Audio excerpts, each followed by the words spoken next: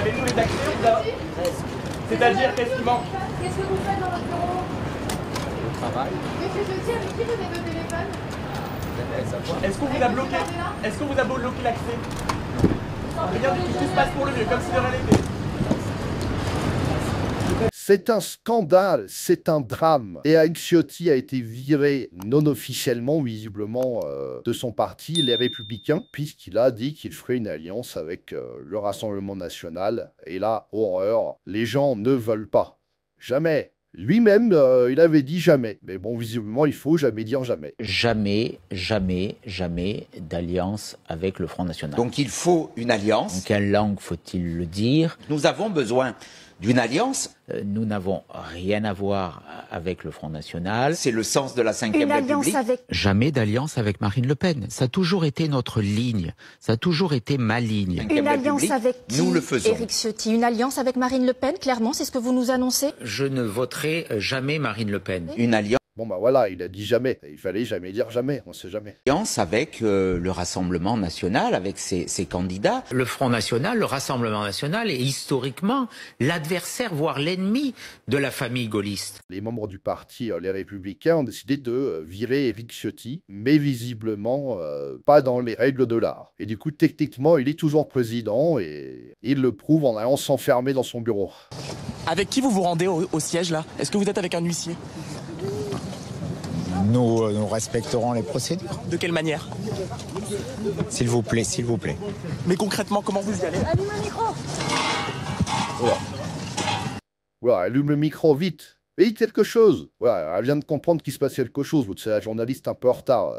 Ah merde, ils sont 20, j'avais pas compris qu'il se passait quelque chose. Président, merci. Je suis président du parti. Je vais à mon bureau, c'est tout. Racontez-nous, l'idée là, c'est d'y aller avec la force?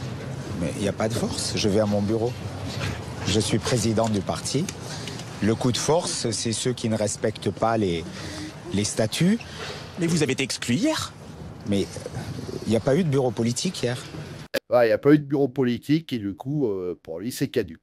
En tout cas, pour l'Alliance, ça s'annonce quand même assez mal de ce que je vois. Ils n'ont pas l'air d'être hyper chauds pour faire une alliance avec le RN. Bon, peut-être que lui, il ira du coup, s'il se virait de son parti.